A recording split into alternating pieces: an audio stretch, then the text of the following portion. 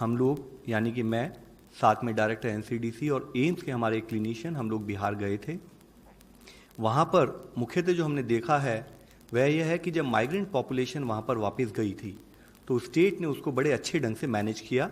और केसेस का स्प्रेड रोकने में स्टेट काफ़ी हद तक सफल रही।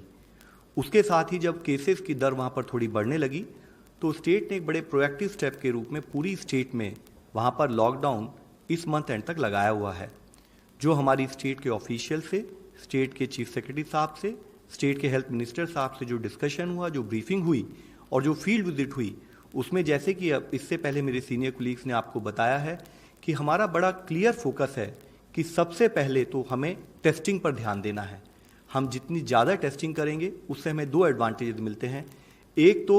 हम उस पेशेंट को टाइम पर आइडेंटिफाई कर लेते हैं जबकि वह एसिम्प्टोमेटिक या प्रीसिम्प्टोमेटिक स्टेज में है, यानी कि वह सीरियस सिम्टम्स नहीं होते, तो उसको हमें बेसिकली कम ट्रीटमेंट से हम उसको इलाज कर सकते हैं। दूसरे ही अगर हम जल्दी टेस्टिंग करते हैं तो वह पेशेंट दूसरे लोगों को इन्फेक्ट नहीं कर पाता क्योंकि हमने उसको टाइम पर आइडेंटिफाई कर लिया। तो इसी के तहत हमने स्टेट से रिक्वेस्ट की है कि टेस्टिंग इंफ्रास्ट्रक्चर को और बढ़ाया जाए। इसके साथ ही जैसे कि आप सब लोगों को इससे पहले भी मालूम है कि testing link with containment is a very important strategy, तो जिसके तहत हमने स्टेट गवर्नमेंट से रिक्वेस्ट की है कि जो उनके कंटेनमेंट जोन्स हैं उनको गवर्नमेंट ऑफ इंडिया की गाइडलाइंस के तरीके से बनाया जाए, उसके हिसाब से उसको मॉनिटर किया जाए। और उसमें भी सबसे मुख्य अंश है कि पेरीमीटर कंट्रोल के साथ साथ हम जितने भी वहाँ पर हमारे जो हाउस होल्ड्स हैं उनको एक्टिव केस सर्च से केस आइडेंटिफिकेशन में सारी और आईएलआई केसेस को हम लोग आइडेंटिफाई करें। तीसरा बिंदु जो इसमें एक मुख्य बिंदु है कि जो है हमारा लॉकडाउन का फेज जो बिहार में अभी चल रहा है, इसको हम सही ढंग से सदुपयोग करें और वहाँ पर हम अपने हॉस्पिटल इंफ्रास्ट्रक्चर को और अपग्रेड करें। हॉस्पिटल इंफ्रास्ट्रक्चर अपग्रेड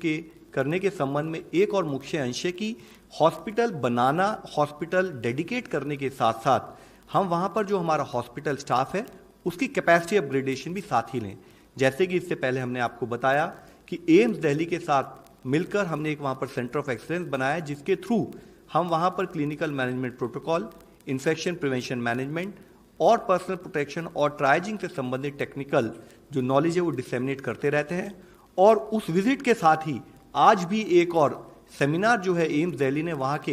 80+ जो हॉस्पिटल्स उन लोगों के साथ की है। चौथा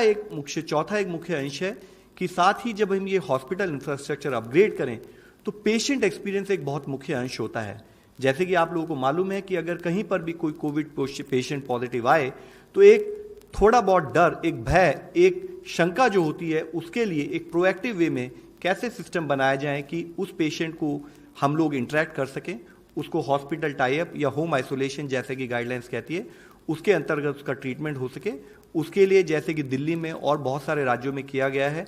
क्या हम आईटी का इस्तेमाल करते हुए बेड वैकेंसी पोजीशन दिखाते हुए साथ में उन पर्टिकुलर पेशेंट को एक सीमलेस एम्बुलेंस सर्विस से टाइप करते हुए उसको हम एडमिशन या होम आइसोलेशन और उसका ट्रीटमेंट प्रोटोकॉल फॉलोअप कर सकें। इसके बारे में हमने स्टेट से चर्चा की है। स्टेट में काफ़ी पॉजिटिव स्पंदना थी और हम आशा करते हैं कि ऑलरेडी स्टेट में काफ़ी जो काम हुआ है उसी के चलते हुए स्टेट में अच्छे ढंग से केसेस मैनेज हो सकेंगे।